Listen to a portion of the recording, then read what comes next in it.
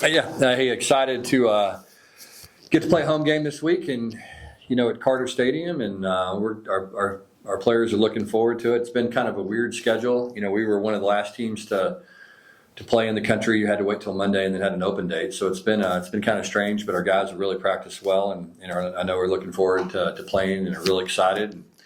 Thought we had a really good start to the week on Sunday from a practice standpoint, and another really good day today. So our guys, I think, are in a great frame of mind. We're healthy. Guys are excited to play, and so looking forward to playing Abilene Christian Saturday night. What's kind of been the message to the team this week, Coach? I mean, last year ACU goes up to Tech, nearly upsets them. So what's kind of been your message? Yeah. Just look, the good thing about them is when you turn the tape on, you can see that they're a good football team. I think that's the thing. Sometimes our guys don't know how good other teams are in other leagues and other divisions, that type of thing, and they're the 13th ranked team in FCS. It's a winning program, won a playoff game, I believe, last season. Just a solid football program. And again, when you turn the tape on, you see what kind of players they have and the way that they play. It's not hard to see that they're a really good football team, very well coached. They do a lot of good things, cause a lot of havoc defensively. They're going to come after you, a very aggressive mentality on defense, show you a lot of different looks, chop the front up, do some things to make it hard for you to identify and get your guys in the right spot. So that'll be a big challenge for us. And then offensively, got a great quarterback, some really fast receivers, a big running back, and an offensive line that I think was really athletic. And so it's a good group. Got a really good kick returner. He made some big plays last week in the kick return game, and just a good football team. You guys want to put Channing as one of the starting cornerbacks positions against North Carolina. I know you said you thought that was one of the deepest rooms on the team. What do you kind of show you in Channing since he's been here? Yeah, I thought he really played well. I mean, he's he's ultra competitive, playing with a lot of confidence. I think he kind of carried over from last season. I felt like he really ended the season strong last year. Just kept getting better every game and kind of picked up where he left off in camp. Got a little banged up, but once he got back and started getting reps, thought he really played with a ton of confidence. Did a good job of playing physical and tackling. That's so important at that corner position is being able to play that with that physical mentality and, to compete. And he's just, he's turned into a very competitive player for us, and really thought he had a great start to the season last week. Coach Keith Patterson's a defensive guy. Coach with Todd Green. Is this Todd's defense? Yeah, very similar. I think it's probably Todd's defense. It's evolved a little bit. Yeah, I mean they're gonna be very multiple in what they do and how they do it. They do a nice job of creating indecision. Who do I block and where do I pick this guy up? They'll do a lot of simulated pressure where they show that they're going to bring blitzes and drop out and do some things to really get you on your heels offensively. And so for us, we've got to just make sure that the guys, number one, know what to do and how to do it and go out and execute at a high level. And we're going to have to be able to run the football. I think that's the biggest thing, because if you get in the third and long against these guys, I mean, they're going to come after you, and they're going to find a way to get to your quarterback and affect him. So we've got to do a good job staying ahead. On first and second down, and making sure we're not putting ourselves in a bunch of third and long situations. I think you had said last week when we came to work last week that the guys didn't talk about what had happened in North Carolina. Yeah. And I know in the past when this team has kind of stayed focused on week to week. Yeah. Things have gone well. Can you get a sense? I know it's early, but can you get a sense? Yeah. It seems like everybody kind of moved on from that pretty quickly. I think that was, those are one of the things that you want to see. You kind of get around the players, you hear what they're talking about. You kind of pay attention to how they interact with each other and what the conversation is. And we came back on Sunday, like I said, after a day off on Saturday, and our guys were incredibly focused. And I thought we had an excellent practice. We were able to kind of get ahead on the game plan and put a lot of stuff in on Sunday. And I thought today we were a little bit ahead of where we normally are on a Tuesday. So our players are really focused. They know that we have to continue to get better every week, and what happened in week one has no bearing on what's going to happen in week two. And I think that's just the way college football is, and football in general. And so every week is a new challenge. Every week you're starting from scratch. And so our guys, I think, have done a good job moving on and seem like they're in a good frame of mind. Did you have a chance to watch any other games on Saturday? Yeah, I watched about 1,000 games. Yeah, I mean, I pretty much. I think I had 6 games on at one time. We kind of got a room where we got 3 TVs, and then I had the four games on one of the TVs, so I had 6 going at one time. Did you have any takeaways from today? Yeah, I mean, look, I think there's a lot of parity right now in college football. Lots of competitive ball games, and especially early in the season, I think a lot of these games come down to which team makes the fewest mistakes. And I think it's that way in the NFL as well. And when you can run the ball and play good defense, that's always been a good recipe for success. And I think particularly early, it seems to me like it's really important. Sonny, what did you think of that Arizona State Mississippi State game? Yeah, heck of a ball game. Yeah, I thought Arizona State did a great job hanging in there, and it didn't look great in the first half, and they came back and made some plays and took the lead. And then you got to give Mississippi State credit; they hit that big one at the end of the game and found a way to win that thing. They really didn't do much offensively in the second half. Mississippi State didn't, but they made a play when they needed to. When you're watching these games and you see fictional teams like Kansas State and Iowa State losing, where people might get talk so much to your team kind of watching it. Yeah, I mean, I think how it is. I think Kansas lost to a good Missouri team. I think that Missouri team's probably a top 15, top 20 team. So I think that's the case.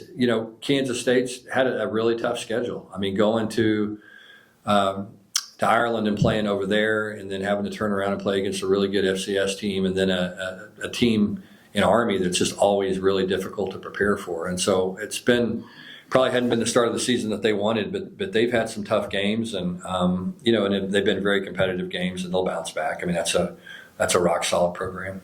I wonder if you thought about that Dublin thing, when that Kansas State started.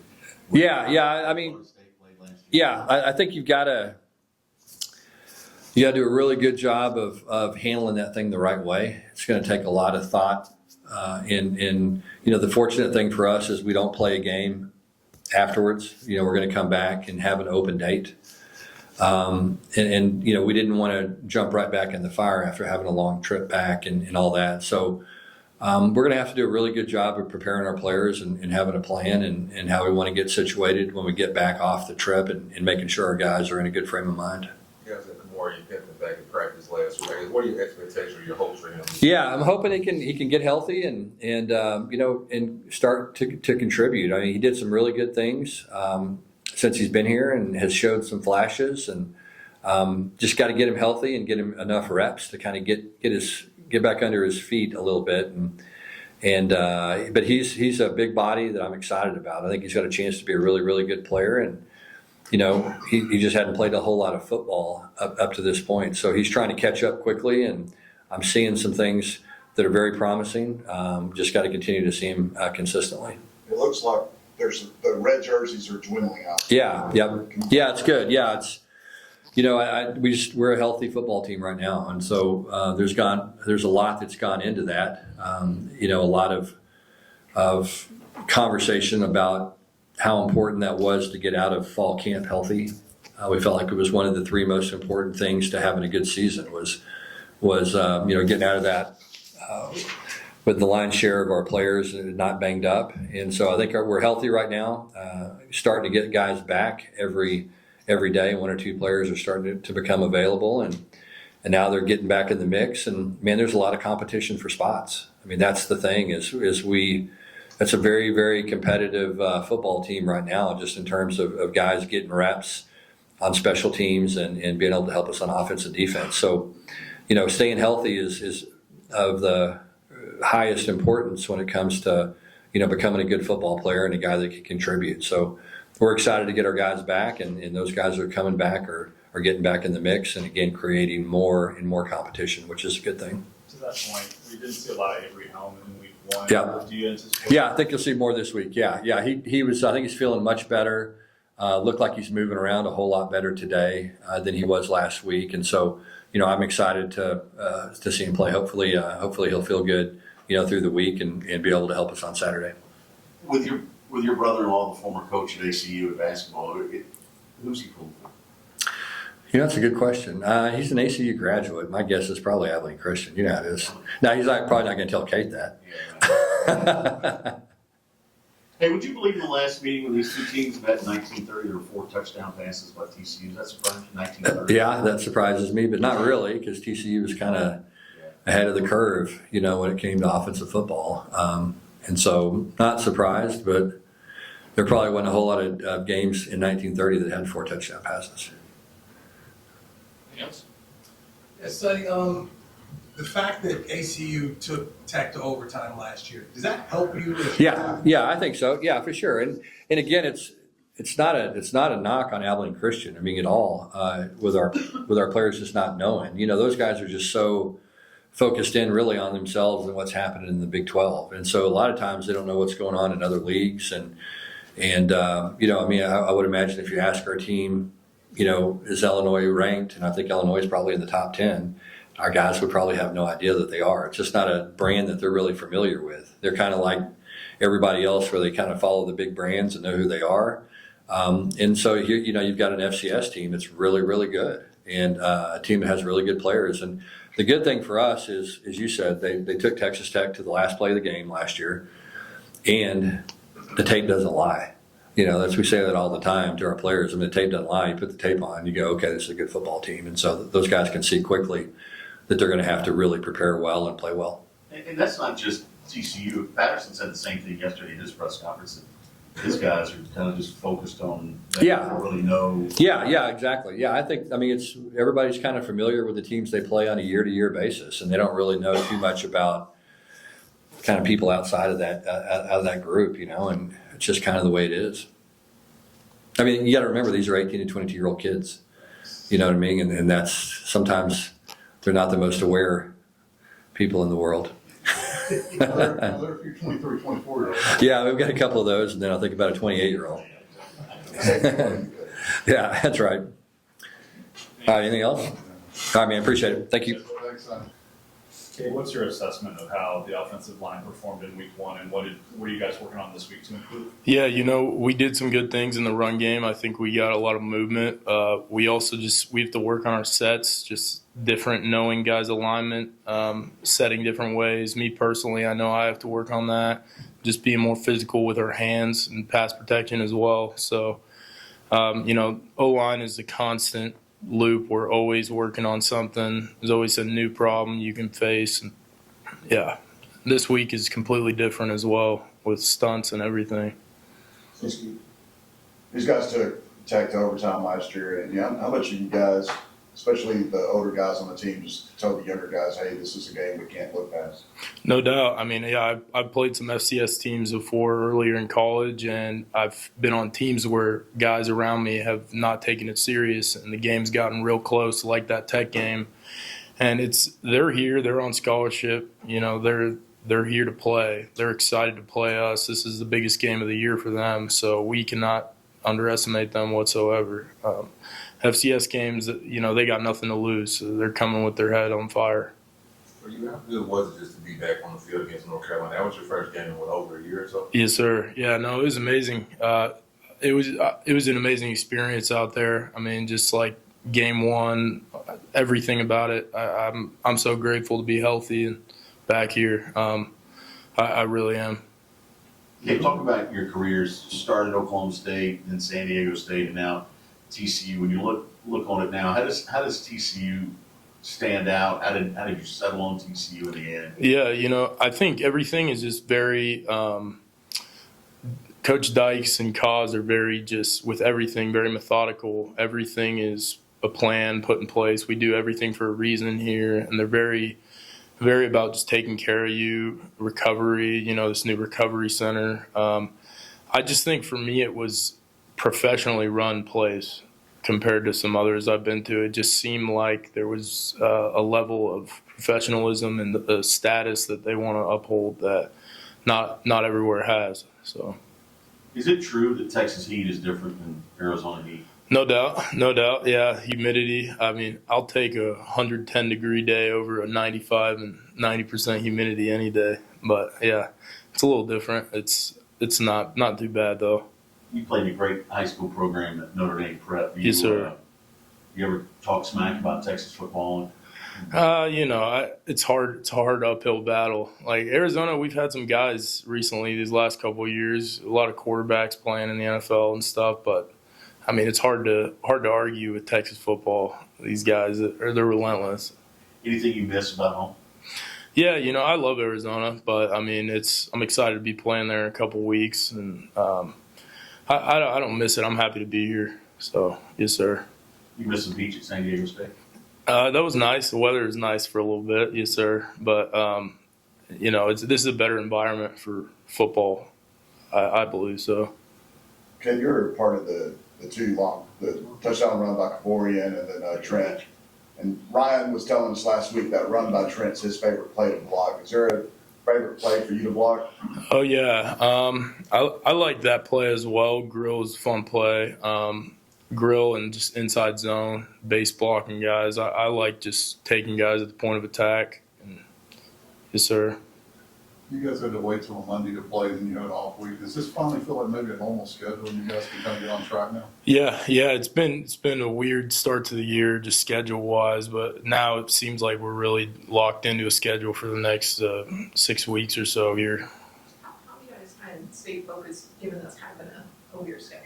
Yeah, I mean, Dykes and them do a great job of just overemphasizing to us, like, before practice, like, this is a work day. We need to do this, this, and this. And we can't take that. Like, last week, our bye week, there was no messing around. Like, we were working. So I think that's been important, helped everyone keep their heads level. Did you watch a bunch of games or did you ignore them? Yeah, I watched a few. Nothing too much. I watched the Big 12 games mostly. What's your take on what you saw? A lot of close games as usual. I've been seeing a lot of just holding calls around the league. I don't know if they're throwing them more or what, but I've been seeing a lot of that. And also just, these games are 60-minute games. Like what happened with ASU last week or whatever. It's like these games, they go all over the place. Have you ever held? Yeah, I think I've gotten one or two. I mean, it happens. It happens. You answer no. No. How would you describe A.J. Ricker in one word?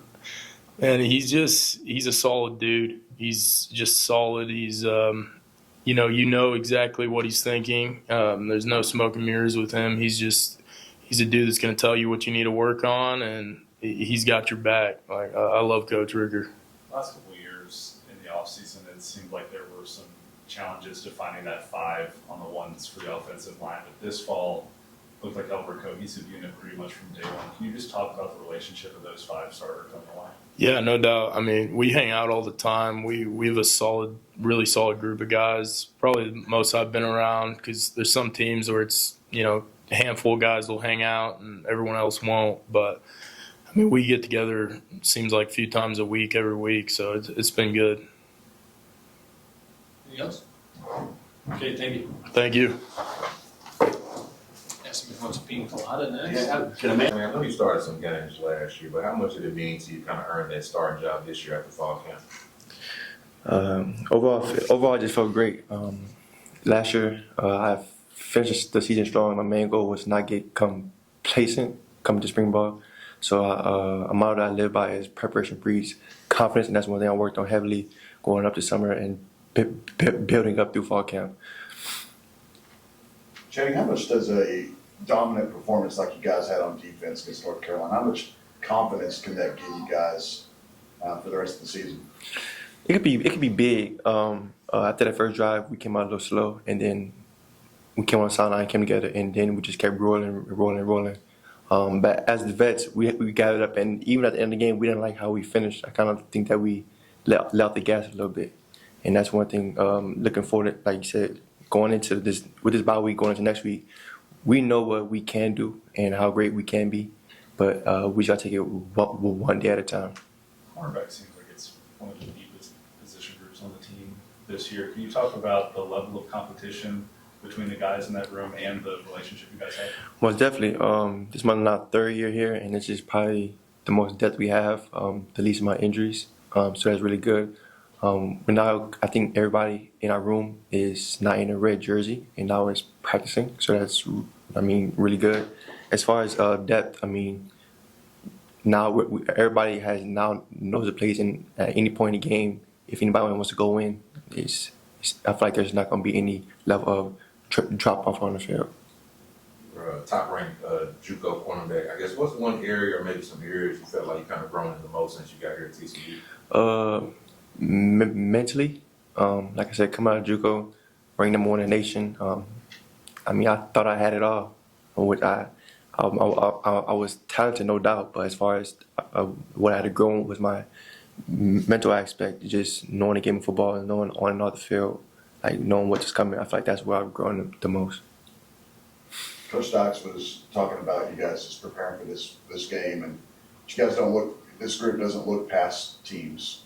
Do you sense that with your group, and what's different this year compared to last couple of years you've been in? No, most definitely. It's really not much about comparing, because I feel like that's where you get lost in the sauce. I feel like you should treat everybody the same. Like you go in there thinking, I mean, if you look around college football, you look around, there's a lot of small teams upsetting these large schools because they're not treating it as any other game, as like any other game. But anybody else, it's really all about us. It really doesn't matter about who we're playing. Like if we go out there and do what we can do for 4 quarters of ball, it's game. Ken, did you grow up on the river? Yeah, like right on the river. Right on the river. Right on the river. So what was that West like? Bank. I mean, what was that like? Were you in the river every day? Were you fishing? Were you doing stuff? Fishing was definitely, but there's a lot of like crawfish in the ditches, so I say that's like my favorite food. So like, that's all I did. So the river was just a part of life, right? Yeah. So I mean, I basically grew up on it. So like now I'm down here. It's kind of, I wouldn't say different, but it's kind of different. No. I'm good. Anything else? Shannon, thank you. Thank you. Okay.